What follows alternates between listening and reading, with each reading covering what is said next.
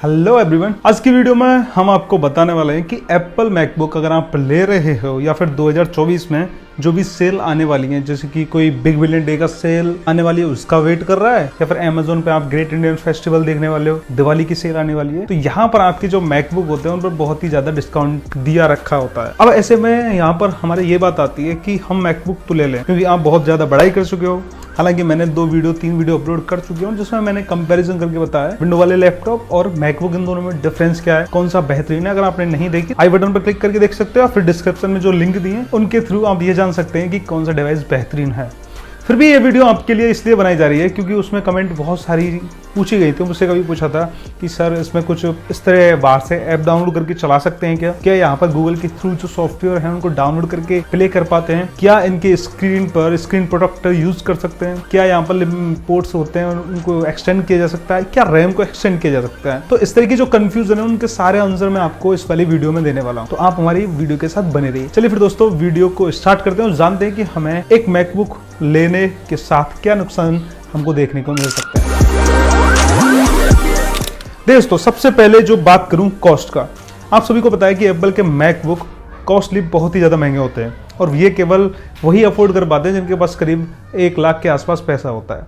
तो कुछ लोगों का बजट इतना नहीं होता है, इस वजह से वो इस चीज़ से दूर हो जाते हैं, यानी कि वो परचेज नहीं कर पाते और इस तरह का फील छूट जाता है उनसे। दोस्तों ये वाले जो लैपटॉप होते हैं उनके अगर आपको फुली फीचर्स आपको फायदे लेने हैं तो आपके पास एक एप्पल का आईफोन भी होना चाहिए। ऐसे में अगर कोई बंदा जो एंड्रॉइड फोन यूज कर रहा है, सैमसंग यूज कर रहा है, गैलेक्सी अल्ट्रा कोई भी यूज कर रहा हो, बट अगर वो एप्पल का नहीं है तो आप जो भी मैकबुक खरीद रहे हो उसका पूरी तरह से आनंद नहीं ले सकते, क्योंकि इनका जो इकोसिस्टम है बहुत ही ज्यादा शानदार है।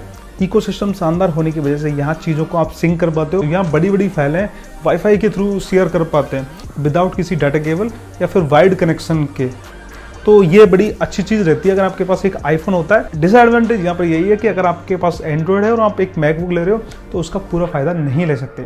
दोस्तों तीसरा आपका सबसे कॉमन जो रहता है, यहाँ पर आपको लिमिटेड पोर्ट्स देखने को मिलते हैं। दोस्तों यहाँ पर 2 थंडरबोल्ट पोर्ट और एक चार्जिंग पोर्ट देखने को मिलता है और इधर आपको 3.5 mm का एक जैक देखने को मिलता है। इसके अलावा आपको कोई भी USB का पोर्ट नहीं मिलता है, तो यहाँ पर ये डिसएडवांटेज बहुत ही बड़ा लगता है मेरे को। तो अब वो पता नहीं है, वो एप्पल का है, उन्होंने नहीं दिया, शायद सिक्योरिटी पर्पज से नहीं दे रखा, बट फिर भी यहाँ पर मिनिमम एक तो USB पोर्ट होना चाहिए था।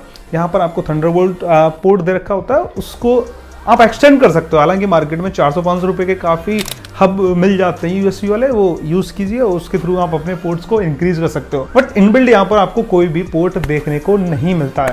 दोस्तों आप बाहर से कोई भी चीज़ है जैसे कि एक्सटर्नल डिवाइसेस, जैसे कि आप यूज़ करने वाले फिंगरप्रिंट डिवाइसेस, अगर आपकी कोई दुकान है या फिर आप कोई शॉप खोल रहे हो या फिर आप सिक्योरिटी पर्पज से किसी प्रेजेंट रिकॉर्ड करने या फिर आपको कुछ भी करना होता है, तो आप बाहर से कोई भी फिंगरप्रिंट डिवाइस यूज़ नहीं कर सकते, जैसे कि विंडो के लैपटॉप में कर सकते हैं। यहाँ पर आपको कोई भी ID सर्विस देखने को नहीं मिलती है, तो ये मुझे डिसएडवांटेज लगता है क्योंकि मेरा यूज रहता है तो वो चीज़ मैं यहाँ पर नहीं कर पाता हूँ। दोस्तों फिफ्थ इसका है कि आप इसके हार्डवेयर में ज़्यादा चेंज नहीं कर सकते। ऐसा नहीं कि आप कोई भी विंडो का लैपटॉप लाओ, उसमें मुझे रैम सही नहीं लग रही तो इस 3 GB को 4 GB को मैं 8 GB कन्वर्ट करा लेता हूँ, 8 GB को 12 GB कन्वर्ट करा लेता हूँ, बट यहाँ पर ऐसा नहीं होता। अगर आपको ऐसा कन्वर्ट कराना है तो एप्पल का जब आप मैकबुक ऑर्डर कर रहे होते हो वेबसाइट पर, तो आपको बताना होता है कि मुझे इतना GB चाहिए, तभी आपको वो चीज़ प्रोवाइड हो पाएगी। हालांकि उसको मिलने के बाद आप उसमें कोई भी कस्टमाइजेशन नहीं कर पाते हो, तो यहाँ पर हार्डवेयर का बड़ा इशू है, आप चीज़ों को बदल नहीं सकते, तो ये आप साथ में लेके चलिए। दोस्तों 5th पॉइंट आपको बताता हूँ, इसकी प्राइस के हिसाब से आपको स्टोरेज देखने को नहीं मिलता है। कोई भी मैकबुक ले रहे हो उसका 256GB वेरिएंट है तो उसका प्राइस आप मान के चलो 80 है। अगर आप 500GB में लेने जाओगे तो करीब 20,000 बढ़ जाते हैं। तो यहाँ पर जो इनका स्टोरेज वाला प्रॉब्लम है ना, मुझे बहुत ही ज़्यादा बेकार लगता है। इनकी प्राइस के हिसाब से यहाँ पर आपको ये चीज़ें देखने को नहीं मिलती है, तो ये बड़ी चीज़ दिक्कत देने वाली है।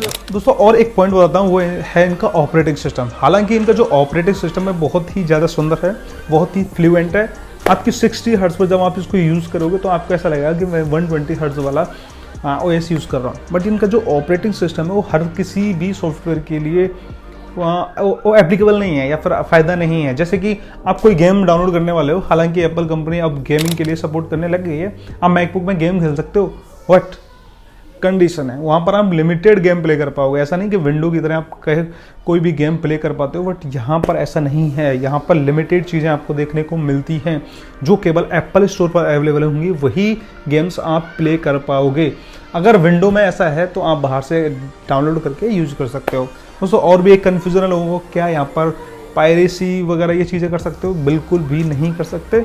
हालांकि एक ऑप्शन है, ढूंढो तो भगवान भी मिल जाता है। दोस्तों मेंटेनेंस का सबसे बड़ा प्रॉब्लम मुझे लगता है, अगर इनके कोई भी मैकबुक हैं वो ख़राब हो जाते हैं तो इनके पार्ट्स चेंज करवाने होते हैं आपको, तो बहुत ही ज़्यादा कॉस्ट पे की जाती है कस्टमर्स को। अगर आप इनका प्रोडक्ट कोई वारंटी में है तो सही है, अगर वो वारंटी से आउट ऑफ वारंटी हो जाता है, अगर आपने कोई भी इंश्योरेंस नहीं किया हुआ है तो आपको बड़ी दिक्कत होने वाली है, क्योंकि यहाँ पर जो चीज़ें हैं वो बहुत ही ज़्यादा महंगी हैं। तो इस मामले में कंपनी ख़राब तो नहीं कहेंगे, उनका सिक्योरिटी सिस्टम है, वो उनकी हार्डवेयर सिस्टम है, वो उन्होंने किस तरह से बनाई हुई चीज़ें वो किस तरह से लेते हैं। But as a customer view आप देखो तो ये बहुत ही ज़्यादा पेइंग हो जाता है। आप किसी के लिए इतना ज़्यादा पे कर रहे हो ओनली छोटी सी चीज़ के लिए। वहीं पर अगर विंडो में चीज़ें ख़राब होती हैं तो आप आराम से कर पाते हो।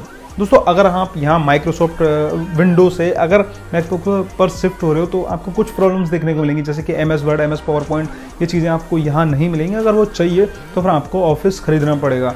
बल्कि अगर आप इस रेंज में कोई भी विंडो का लैपटॉप लेते हो तो वहाँ पर इनबिल्ट ये चीज़ें आती हैं, आपको सब्सक्रिप्शन दे रखा होता है तो वो आराम से यूज़ कर पाते हो।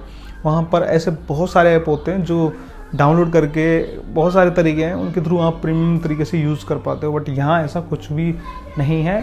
यहाँ तो एक अलग ही तरीका है जिसको हम वीडियो में डिस्कस नहीं कर सकते, वो अलग चीज़ है, वो आप मुझे इंस्टा पे आके DM कर सकते हो। तो कहने का मतलब है कि हालांकि प्रोडक्ट बहुत शानदार है, एज ए सिक्योरिटी पर्पज़ देखा जाए, प्रोसेसर पर्पज़ देखा जाए, इसकी camera quality, build quality, speakers और भी बहुत सारी चीज़ें जो खरीदने के लिए बहुत बेहतरीन डिवाइस बनाती हैं इसको। अब एक और कन्फ्यूज़न लोगों का कि क्या हमें डिस्प्ले पर स्क्रीन प्रोटेक्टर यूज़ करना चाहिए या नहीं। देखिए दोस्तों मैं तो यूज़ करता नहीं। रीज़न इसका यह है कि इनकी जो डिस्प्ले है, इनकी ब्राइटनेस लेवल और कलर है वो ट्रू टोन एकदम बहुत ही अच्छे दिखाई देते हैं।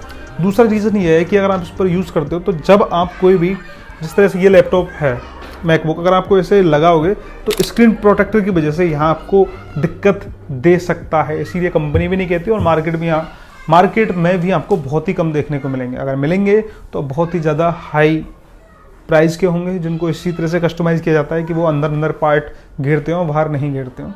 तो मेरे हिसाब से आप यूज़ ना कीजिए, ऐसा कुछ नहीं होने वाला, आपका कोई भी डिस्प्ले ख़राब नहीं होगा, क्योंकि आप सेफ्टी से रखिए, चीज़ें सही रहती हैं। दोस्तों आशा करता हूँ कि आपको ये वीडियो पसंद आई होगी। फिर भी आपका कोई कन्फ्यूज़न है, कोई डाउट है तो आप मुझे कमेंट करने में बिल्कुल ना झिझकआएं। इस तरह की वीडियोज़ के लिए हमारे चैनल को सब्सक्राइब और वीडियो का लाइक करना बिल्कुल ना भूलें। चलिए मिलते हैं ऐसी शानदार वीडियो के साथ, तब तक के लिए जय हिंद, वंदे मातरम।